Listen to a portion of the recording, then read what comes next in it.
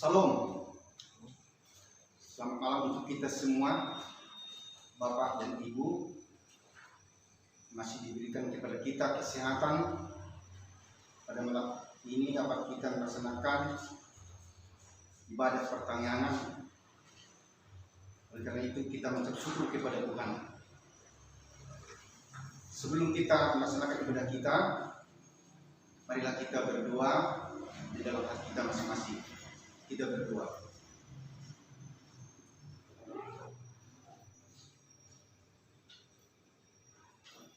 Amin. Kita bernyanyi.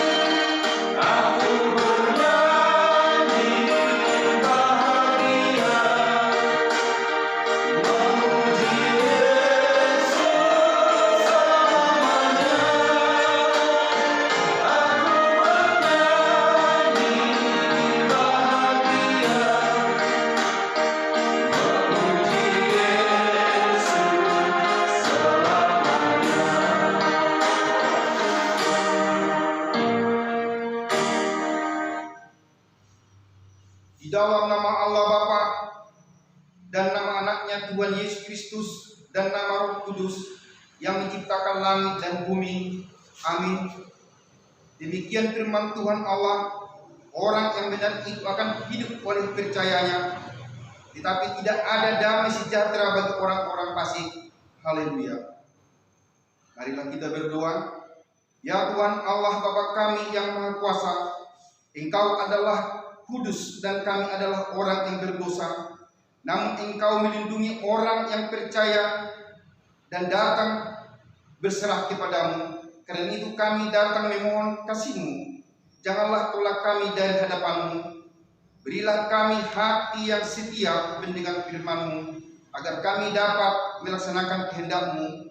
Dalam Yesus Kristus Tuhan kami. Amin.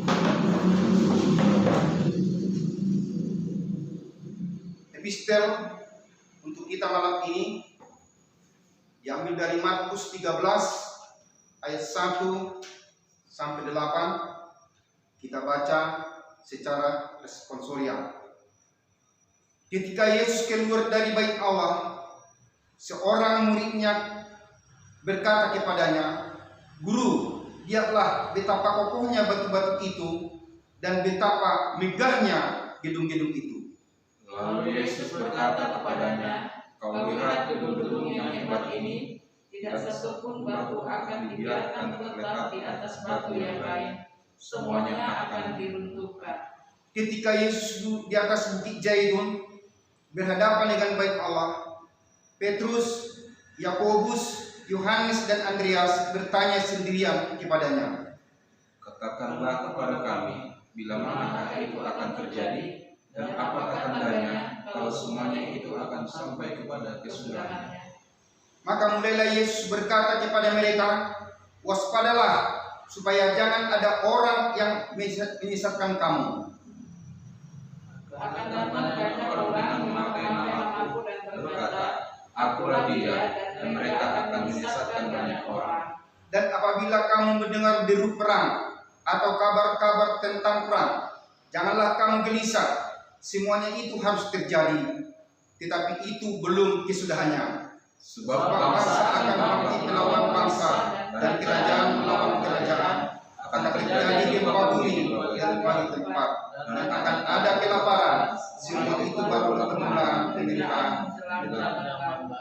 Demikian bunyinya, berbahagialah orang yang dengan firman Allah serta memeliharanya. Amin. Kita bernyanyi.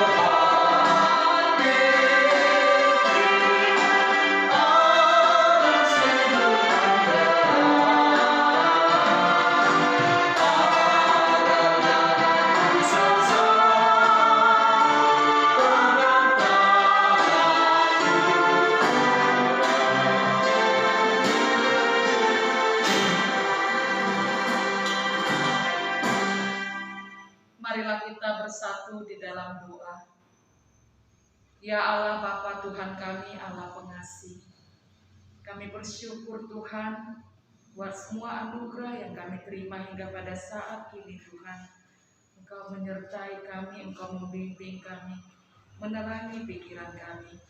Tuhan, kami tahu Tuhan, tanpa pertolongan-Mu kami tidak dapat melakukan apa-apa yang baik dalam hidup kami. Dan pada malam ini juga kami merasakan Engkau Tuhan yang menuntun kami, Engkau Tuhan yang selalu beserta kami.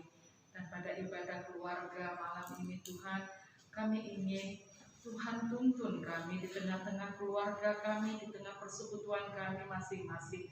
Agar pada saat kami mendengar firman-Mu, kuasa Roh Kudus mulai yang menguasai hati pikiran kami. Sehingga Tuhan kami tidak mengandalkan pikiran kami saja, tetapi dengan Roh-Mu yang senantiasa mengajari kami, memahami segala kehendak-Mu dalam hidup kami. Terima kasih Tuhan, luputkan kami dari segala pelanggaran kami. Dalam nama Yesus kami berdoa dan mengucap syukur. Amin.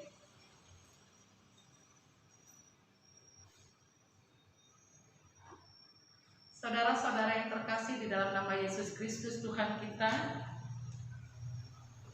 yang menjadi nats renungan buat kita di pertanggangan keluarga atau ibadah keluarga di rumah kita masing-masing saat ini, yang tertulis di dalam kitab Daniel pasal yang ke-12 ayat yang pertama sampai dengan ayat yang ke-9.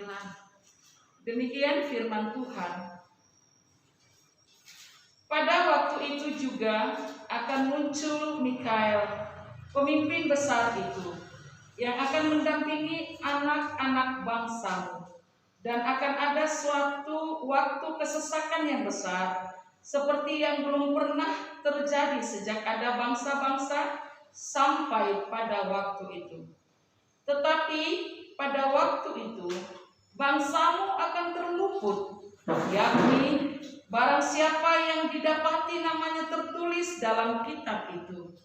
Dan banyak dari antara orang-orang yang telah tidur di dalam debu tanah akan bangun, sebagian untuk mendapat hidup yang kekal, sebagian untuk mengalami kehinaan dan kengerian yang kekal. Dan orang-orang bijaksana akan bercahaya seperti cahaya cakrawala, dan yang telah menuntun banyak orang kepada kebenaran seperti bintang-bintang, tetap untuk selama-lamanya. Tetapi engkau, Daniel, sembunyikanlah segala firman itu dan materaikanlah kitab itu sampai pada akhir zaman. Banyak orang akan menyelidikinya dan pengetahuan akan bertambah. Kemudian aku, Daniel, melihat, maka tampaklah berdiri dua orang lain, seorang di tepi sungai sebelah sini dan yang lain di tepi sungai yang sebelah sana.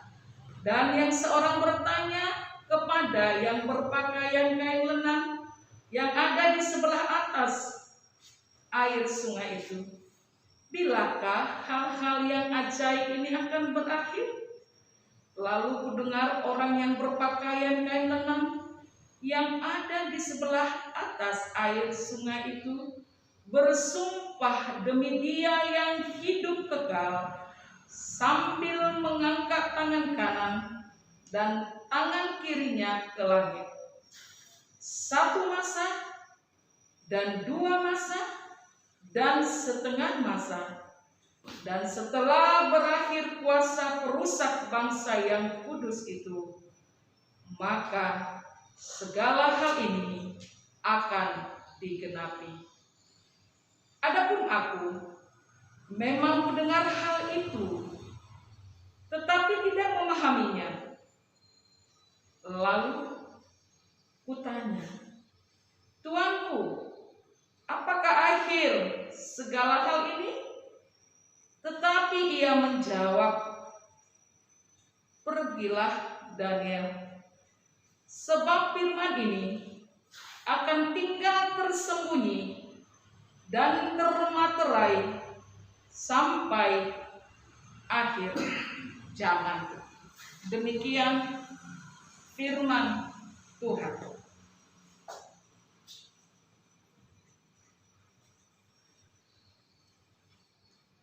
Saudara-saudara yang terkasih di dalam nama Yesus Kristus Tuhan, berbicara tentang akhir zaman, ini tidak habis-habisnya. Karena memang mulai dari dulu sudah didengar tentang akhir zaman itu. Dan sampai sekarang belum terjadi. Sehingga banyak orang mencoba menyelidikinya dengan pikiran, dengan cara-cara ilmu pengetahuan. Kapan waktunya akhir zaman itu? Dan mereka menggambarkan juga seperti apa nantinya akhir zaman itu. Itu yang sering terjadi, menyelidikinya dengan berbagai ilmu pengetahuan. Bahkan ada juga orang yang mengklaim dirinya dia mendapat penglihatan tentang kapan itu akhir zaman. Dia berbicara kepada Tuhan, atau mungkin dikatakan Tuhan telah menyampaikan kepada aku. Sering sekali ketika ada tanggal-tanggal yang bersamaan, wah itu pasti akan sangat menarik di benak orang. Sering kita dengar itu, bahkan sampai sekarang tidak terjadi. Saudara yang terkasih dalam Yesus Kristus Tuhan, sesungguhnya hal ini sudah disampaikan oleh Yesus, bahwa tentang hari dan kapan waktunya tidak ada seorang yang tahu. Tidak ada seorang yang tahu, karena itu merupakan suatu rahasia Tuhan. Ketika berbicara akhir zaman, sebenarnya manusia tidak mau menyelidiki kapan itu.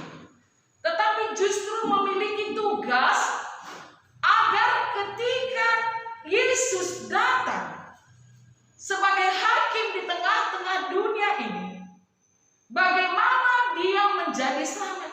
Bagaimana manusia itu agar memperoleh keselamatan?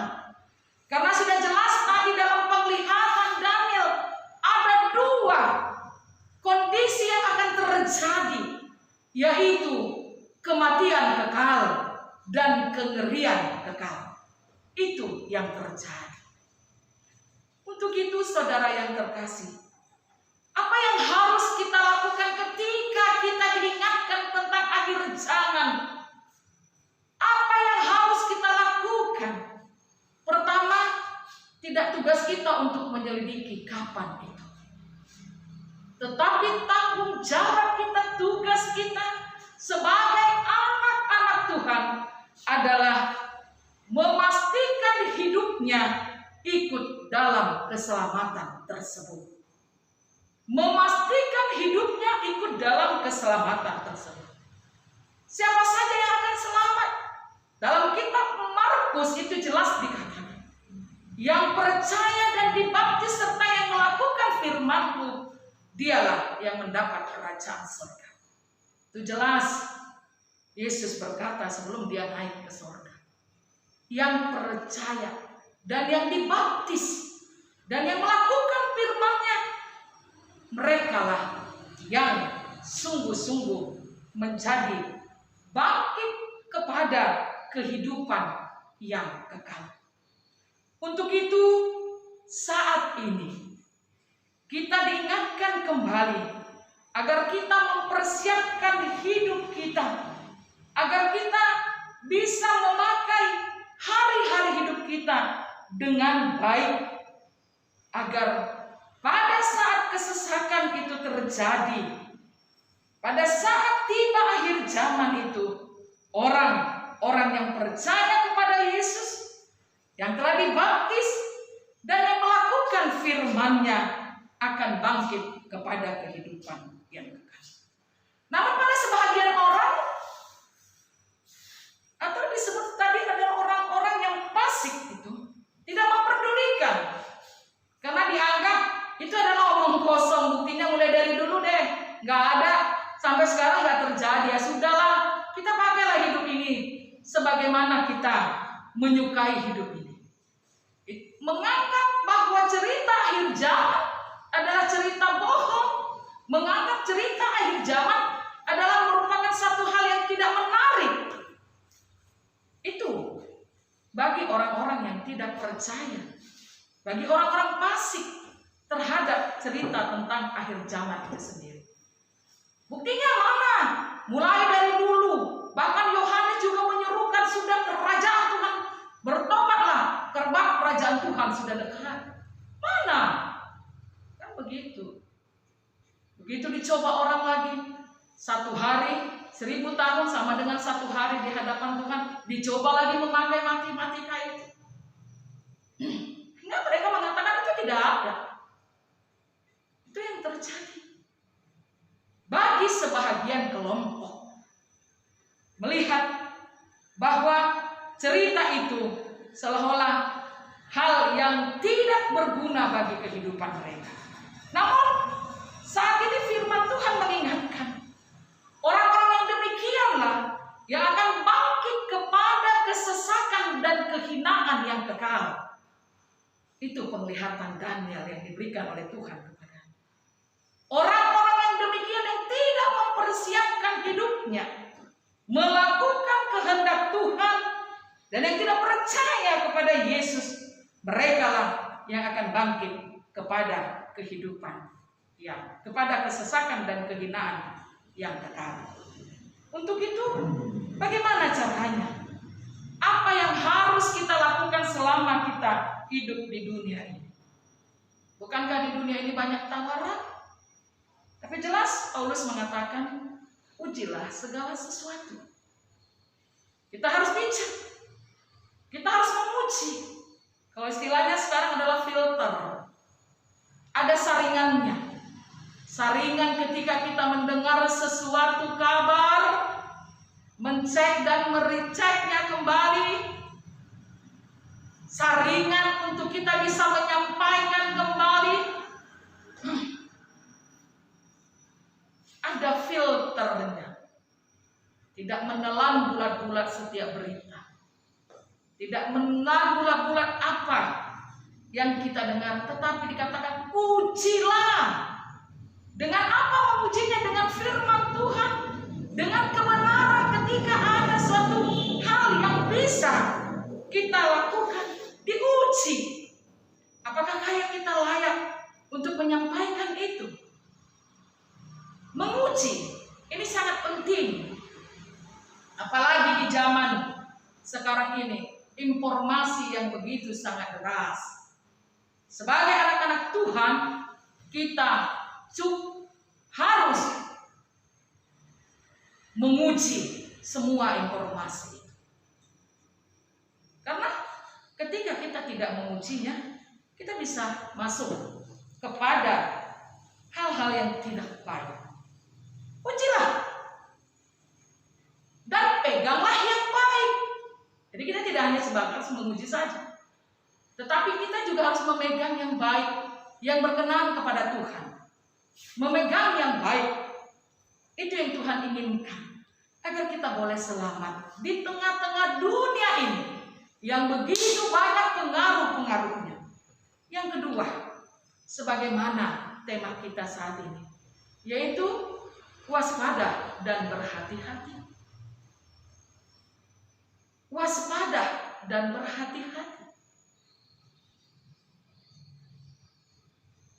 Hikmat dibutuhkan. Ketika kita menghadapi berbagai ujian hidup, kita disuruh waspada dan hati-hati, agar semua yang terjadi dalam kehidupan kita tidak menjauhkan kita dari kehendak Tuhan. Hidup ini sangat terbatas, Bapak Ibu sekalian. Minggu depan kita akan mengakhiri ibadah kita, akan memperingati tentang orang-orang yang meninggal dalam 1 tahun gereja. Hidup ini sangat-sangat terbatas. Untuk itu kita membutuhkan hikmat yang dari Tuhan dalam menghadapi segala kehidupan. Kita juga harus bijak memakai setiap berkat-berkat yang diberikan Tuhan kepada kita. Memakai, bijak, dan berhati-hati. Karena hari depan kita tidak tahu apa yang terjadi.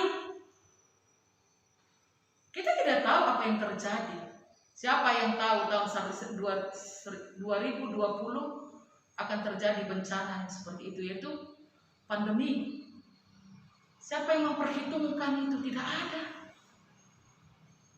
Tapi ketika kita sebelumnya tidak hati-hati untuk memakai segala berkat-berkat harta benda kita, ya bisa-bisa apa yang terjadi? Untuk itu juga itu pelajaran bagi hidup kita. Tahun 2020 bahkan sampai saat ini masih terjadi. Ini menjadi pelajaran yang penting bagi kita, agar kita juga memiliki hikmat untuk memakai segala berkat-berkat yang telah diberikan Tuhan kepada kita. Yang kedua, yang ketiga, saudara yang terkasih, kita memiliki hati yang bijak menyikapi segala keadaan ini. Karena memang kenapa? Dunia ini kan menawarkan dengan segala keindahannya. Iblis menawarkan, bahkan logika kita dia pakai untuk menyatakan ya, sekalipun itu tidak benar.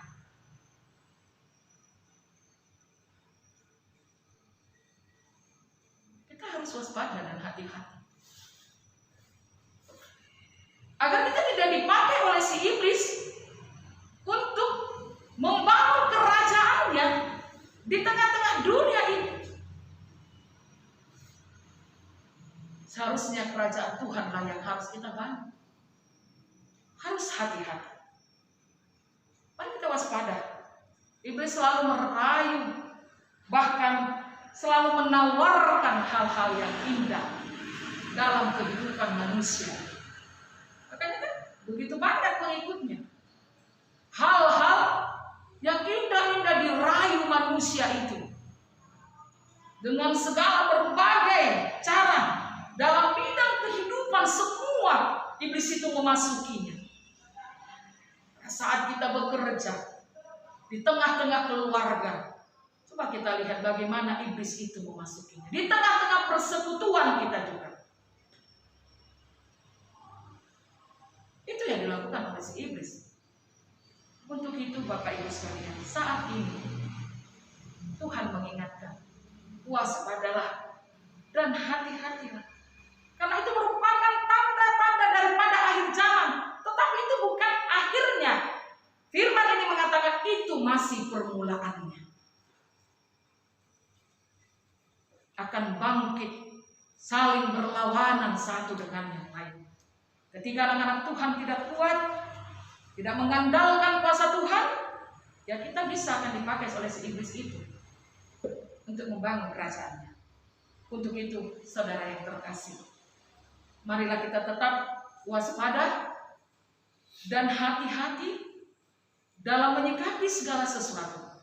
Dan kita tidak akan mampu digoda oleh apapun dan oleh siapapun untuk melakukan yang tidak baik. Firman Tuhanlah yang menjadi pegangan kita. Dan kita berharap selama hidup kita yang di tengah-tengah dunia ini, maka kita tetap berbuat sesuai dengan kehendak Tuhan. Tuhan Yesus memberkati kita. Amin. Kita berdoa. Terima kasih Tuhan. Saat ini firman-Mu mengingatkan kami tentang bagaimana kami menyikapi akhir zaman. Kapan waktunya Engkau mengatakan itu bukan menjadi urusan manusia? Itu merupakan rahasia-Mu ya Tuhan. Yang menjadi bagian kami adalah mempersiapkan hidup kami agar menjadi bagian daripada arak-arakan pasukan kemenangan, agar kami tetap hidup percaya kepada dan melakukan segala perintah Tuhan. Ajar kami memakai hari-hari hidup kami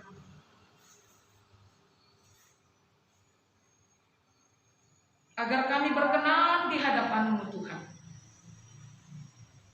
Ketika kami menghadapi berbagai ujian-ujian kehidupan, yakinkan kami Tuhan bahwa Engkau bersama dengan kami.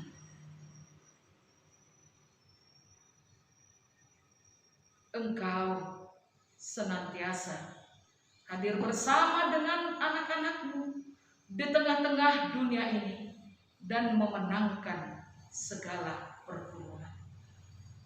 Tuhan, ajar kami dan kuatkan kami untuk menguji segala sesuatu sehingga kami beroleh hikmat di tengah-tengah dunia ini dan kami mampu memegang apa yang baik yang berkenan bersama dengan Tuhan.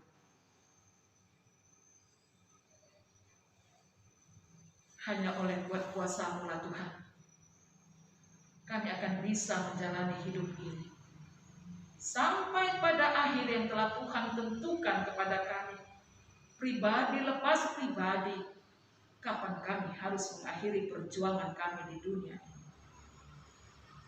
Ya Tuhan, saat ini juga kami mau berdoa buat seluruh anak-anak Tuhan dimanapun berada, orang-orang percaya kepada-Mu Tuhan. Engkaulah yang melindungi, menyertai, menguatkan di tengah-tengah kehidupan yang begitu banyak godaan saat ini. Kami juga membawakan ke hadapan keluarga kami pribadi lepas pribadi. Jadikanlah ayah dan ibu menjadi panutan bagi anak-anaknya. Dan anak-anak kami adalah anak-anak yang mau mencintai Tuhan. Kuatkan setiap orang tua menghadirkan damai sejahtera di tengah-tengah keluarga Tuhan. Begitu juga anak-anak kami yang menuntut ilmu. Berikanlah mereka hikmat dan kebijaksanaan dan kepintaran Tuhan, agar anak-anak kami juga mampu menyongsong masa depan yang lebih baik lagi. Tuhan, kami mau berdoa buat pemerintah kami. Berkatilah para pemimpin-pemimpin kami. Berikan mereka Tuhan kesehatan. Berikan mereka hikmat dan kebijaksanaan. Begitu juga Tuhan, umat-Mu yang bergumul saat ini. Kami tahu hanya Engkaulah Tuhan tempat kami bersandar, tempat kami mengadu Tuhan. Engkau bersedia mendengarkan segala keluhan-keluhan kami. Untuk itu Tuhan, ajarlah kami senantiasa, semua umat-Mu yang memiliki pergumulan saat ini, mengandalkan Tuhan, dan kami percaya segala persoalan hidup kami semuanya akan selesai bersama dengan Tuhan.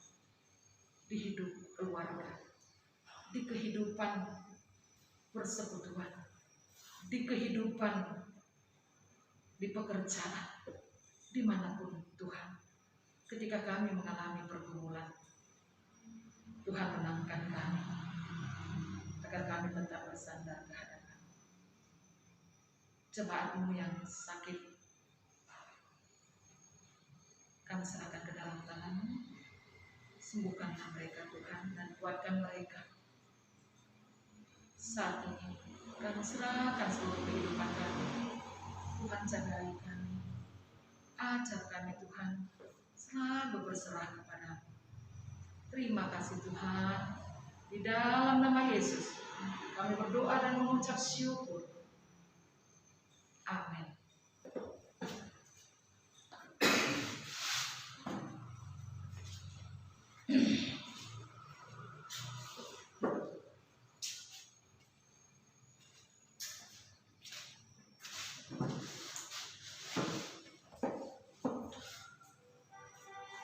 Mari kita bernyanyi dan mengumpulkan persembahan.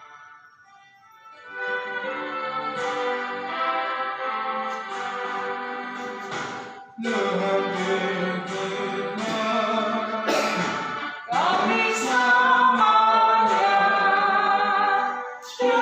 punya hidup kami bisa jalan hidup masuk rumahmu bila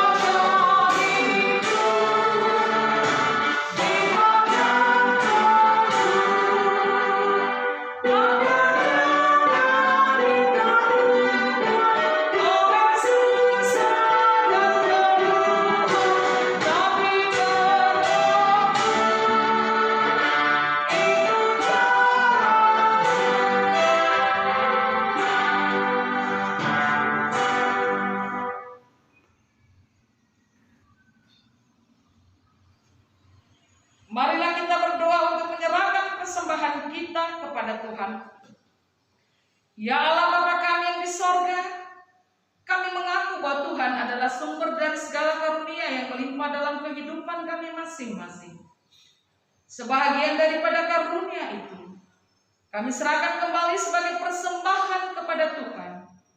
Terimalah dan berkatilah persembahan umat-Mu ini, agar dapat kami pergunakan untuk pekerjaan dan pelayanan kerajaan Tuhan di dunia. Bukalah hati kami untuk mengenal betapa banyak berkat dan karunia yang kami peroleh dari Tuhan, supaya kami senantiasa bersyukur kepada-Mu. Di dalam nama Yesus Kristus Tuhan kami. Amin. Marilah kita sama-sama memohon dalam doa Bapa kami. Bapa kami yang di sorga, dikuduskanlah nama-Mu, datanglah kerajaan-Mu, jadilah kehendak-Mu di bumi seperti di sorga. Berikanlah kami pada hari ini makanan kami yang secukupnya, dan ampunilah kami akan kesalahan kami, seperti kami juga telah mengampuni orang yang bersalah kepada kami. Dan janganlah membawa kami ke dalam cobaan, tapi lepaskanlah kami daripada yang jahat. Karena Kau yang punya kerajaan dan kekuasaan dan kemuliaan sampai selama-lamanya. Amin. Anugerah daripada Tuhan kita Yesus Kristus, kasih setia Allah Bapa dan persekutuan Roh Kudus, itulah yang menyertai kita semuanya. Amin.